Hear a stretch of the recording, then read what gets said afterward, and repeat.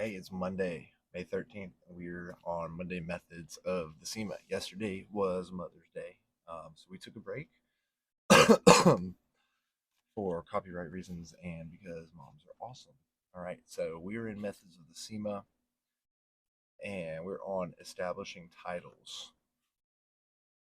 Verse 8. In every case of war, spy on those far away and observe those nearby.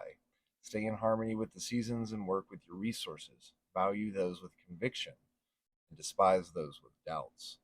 Arouse the soldiers with the feeling of righteousness. Command the men with consideration and complete your actions at the appropriate time. When you see the enemy, remain calm. When you see chaos, remain relaxed. When you see crisis and difficulty, do not fail to think of your masses. When living in the state, be faithful out of kindness. In the army, be valiant out of broad-mindedness. When blades clash, react with nimbleness. Living in the state should be harmonious. Life in the army should be measured. When blades clash, investigate the situation. Living in the state should be enjoyable. Life in the army should be regulated. When blades clash, the people must be trusted.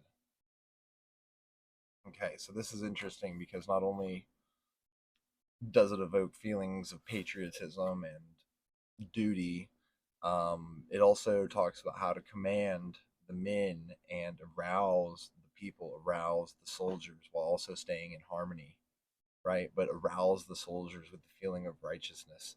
What is the righteous fight being touted by your leaders, right? Are you choosing to be led by logic and reason, like the Stoics? Or are you choosing to be led by the media and the news outlets and a certain political party?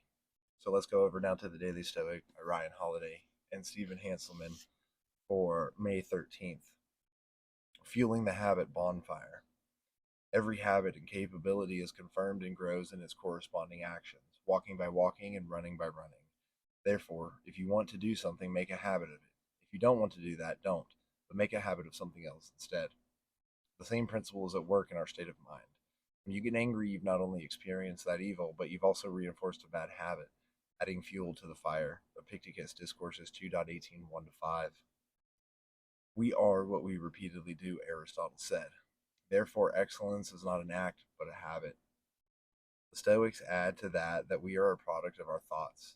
Such as our habitual thoughts, such also will be the character of your mind, Marcus Aurelius put it. Think about your activities of the last week, as well as what you have planned for the day and the week that follows. The person you'd like to be, or the person you see yourself as. How closely are you following these actions to actually correspond with that person who you want to be? Which fire are you fueling? Who are you becoming? Which person is that? So, fueling the habit bonfire, just like as leaders of our army, of our men, what are we arousing? Are we arousing within ourselves those feelings of righteousness or of evil, right? Are we making it a habit to be excellent at all time? What are our habitual thoughts? Are they harmonious thoughts? Are they thoughts that move us forward? Let's just pop right back over here to the verse out of the Methods of the SEMA. Observing those nearby, staying in harmony with the seasons, and working with your resources, right? Command the men with consideration and complete your actions at the appropriate time. Be faithful out of kindness. Okay, so all of these things, right? All of these things really go together. And what is it that you're making a habit out of? Are you creating a harmonious state of your household, of your mind, of your workplace, of your environment? These are the questions we need to ask in order to stand tall.